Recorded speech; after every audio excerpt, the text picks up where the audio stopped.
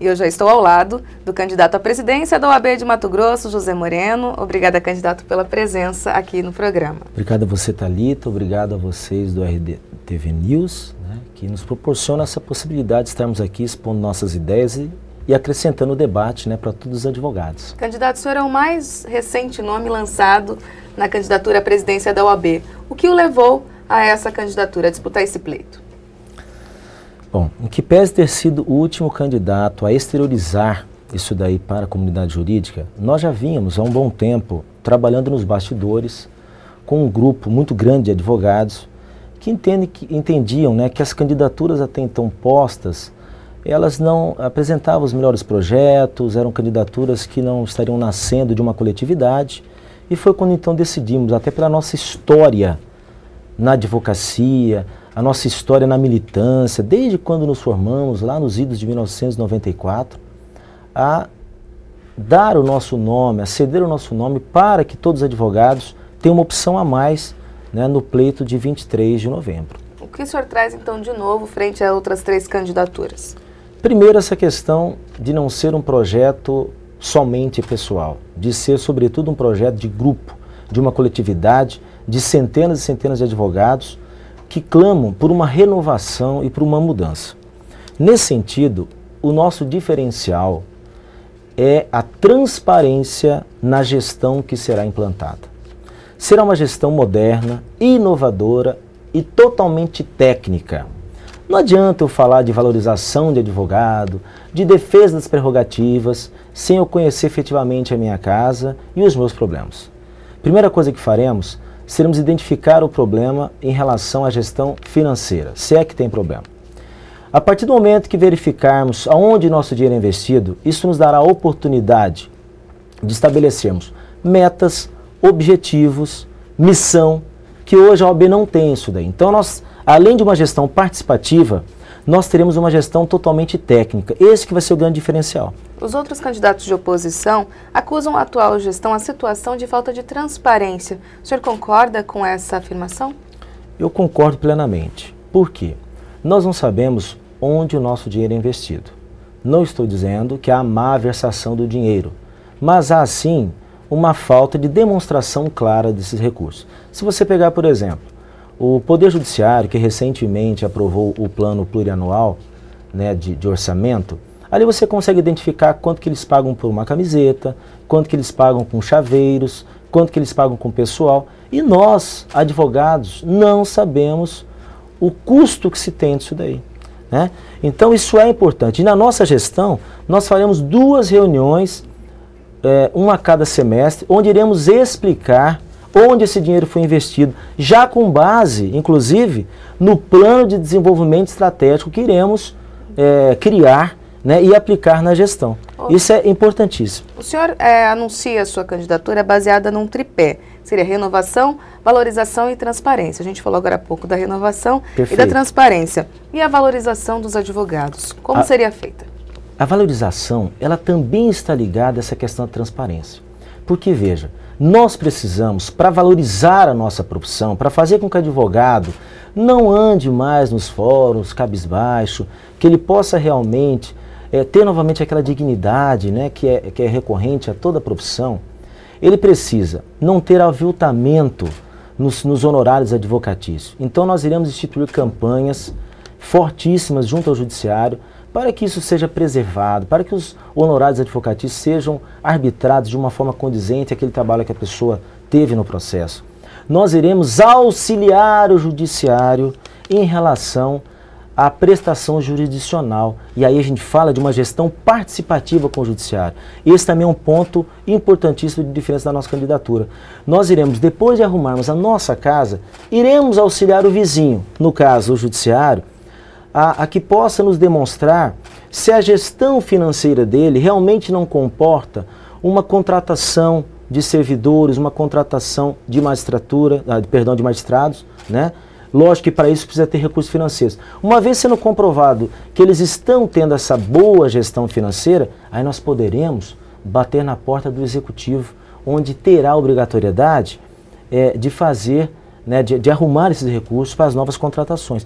E a partir do momento que tivermos uma boa prestação de serviço, que estivermos lutando pela advocacia, que estivermos defendendo a prerrogativa dos advogados, ele se sentirá valorizado e terá novamente a dignificação da profissão. O senhor falou agora há pouco da relação entre advogados e magistrados. A gente já conversou com os outros candidatos justamente sobre isso. Há uma certa rixa na atividade jurisdicional das duas partes, desses dois operadores do direito. Como garantir uma sintonia nesse caminhar do judiciário para que não ocorra essas rusgas? Eu tenho a solução para isso. É justamente isso que a gente está falando. Essa gestão inovadora. Nós precisamos ter diálogo com os poderes constituídos. Esse é o grande diferencial. A partir do momento que identificarmos o problema, e eu volto a falar, Thalita, do diagnóstico do problema, a gente apresentará soluções, certo? Talvez essas conversas, talvez não, eu não tenho dúvidas, essas conversas, elas não avançaram o suficiente. Você, quando tem um problema hoje pontual, a ordem vai até lá, se manifesta, olha, tem um problema na comarca X, o judiciário vai e com um jeitinho acaba resolvendo aquilo lá. Mas nós precisamos pensar macro, nós precisamos acabar de vez com essa deficiência generalizada que há.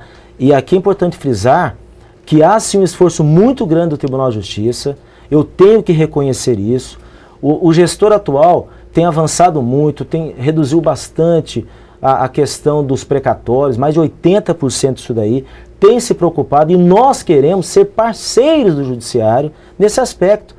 E aí, essa questão dessas rusgas que se criam, é porque você vê o magistrado respondendo às vezes por 3, 4 varas, você vê o magistrado trabalhando sem a questão de ter ali servidores que o auxiliem, e é claro, todos nós somos seres humanos, as relações pessoais podem criar problemas e conflitos. É preciso que os advogados também compreendam essa situação e contribuam para a melhoria. Justamente, essa é a questão. Identificarmos o problema e contribuirmos para a solução. A gente falando do trabalho de advogados que já estão no mercado. O que fazer para os jovens advogados? Candidatos muitos reclamam da falta de incentivos da OAB logo que eles iniciam a carreira advocatícia. O que fazer para melhorar essa prestação de serviço? Primeiro é importante que se diga que toda profissão, em seu início, tem sim uma certa demora, né?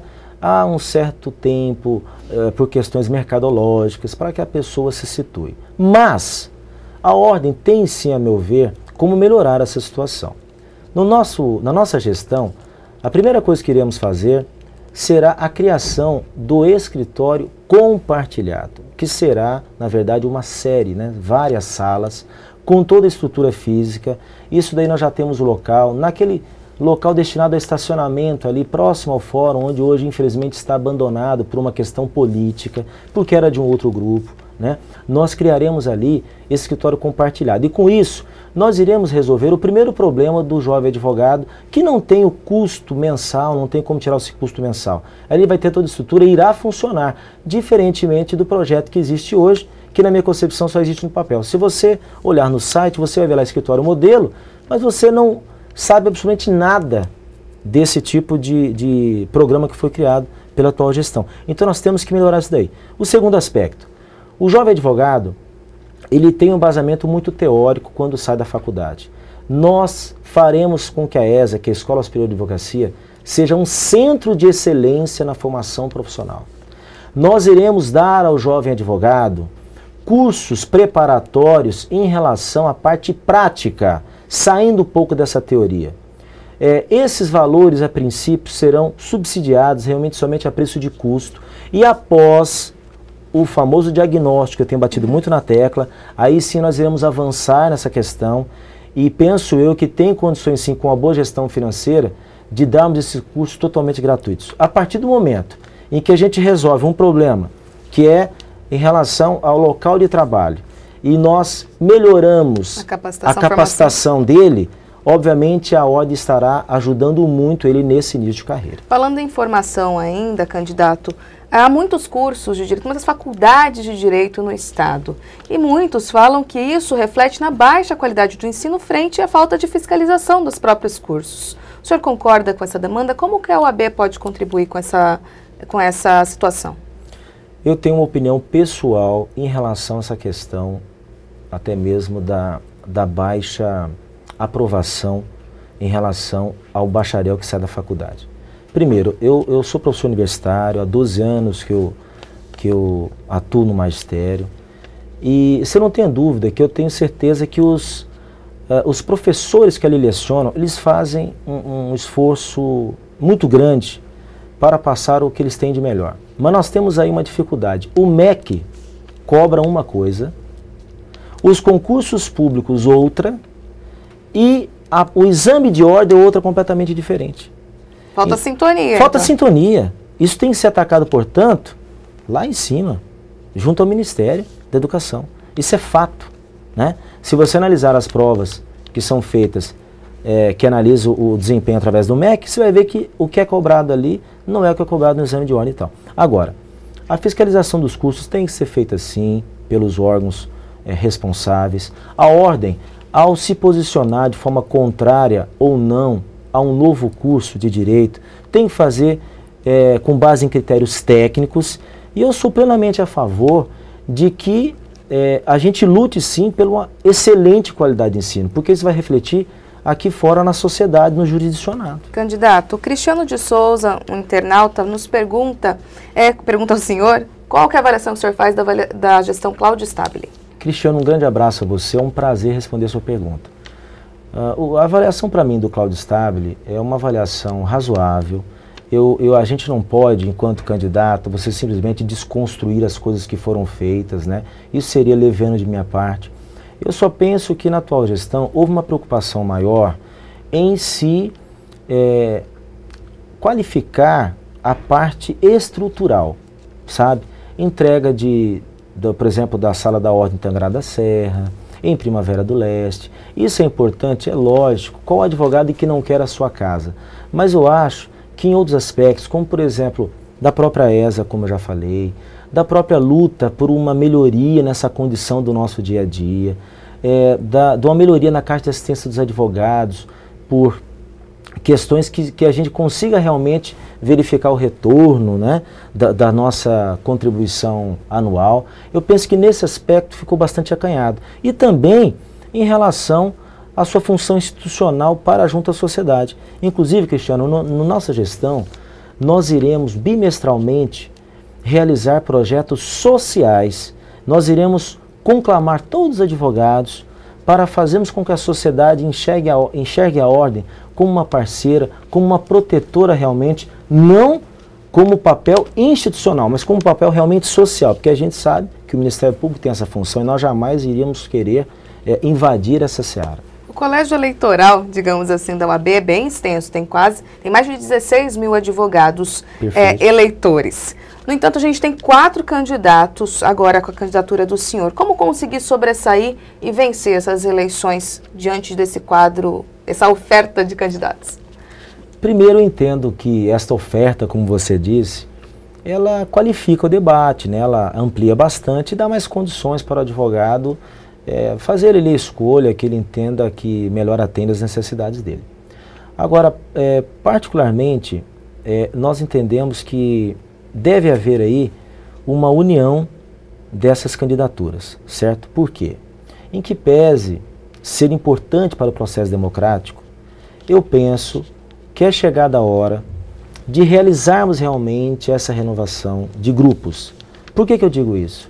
Por mais que exista ali um candidato diferente, né, pelo lado situacionista, nós sabemos que o grupo que o apoia é o mesmo já há vários anos, está aí há 18 anos praticamente de gestão. O senhor não tem, por exemplo, o uso da máquina da OAB a favor desse candidato? Então, eu vejo isso com muita clareza, né? Eu vejo com muita clareza e sempre tenho falado que em que pese você utilizar de uma forma legal, né, das palestras institucionais e tal, eu acho que isso fere sim o princípio da moralidade. Mas eu vou mais além. A união desses grupos de oposição, obviamente, fortaleceriam, todos os projetos poderiam ser unificados, e aí sim, eu acho que ficaria muito mais fácil de conseguirmos a vitória nessas eleições. Posso somente uma... Fica à vontade. Eu quero também enfatizar muito o seguinte, a nossa independência enquanto gestor. Me preocupa muito, voltando um pouquinho até ali para o Cristiano que perguntou, eu acho que essa vinculação político-partidária de alguns membros da atual gestão, ela é extremamente maléfica à nossa classe. Por quê? assuntos importantes não podem ser tratados com a veemência necessária por conta dessa falta de liberdade. Então isso não vai acontecer na nossa gestão. Tá? O senhor não concorda, então, que advogados participem de processo eleitoral? Não disse isso. Não se trata disso. Talvez a impressão tenha sido essa, não é isso não. Eu não concordo de você utilizar a ordem para conseguir vantagens em pleitos eleitorais. Eu não concordo de você utilizar uma entidade classista para fazer o seu nome, para se beneficiar em projetos pessoais político-partidários. Eu penso que qualquer advogado tem que ser sim politizado, assim como todos os cidadãos, mas ele não pode se utilizar disso daí para trampolim político. Isso é algo que vai ser atacado também com muita força na nossa gestão. Tá certo, candidato. Obrigada, então, pela presença aqui no RDTV. Eu que agradeço, obrigado a todos vocês e estamos à disposição. Qualquer coisa que precisem, estamos à disposição. Muito obrigado.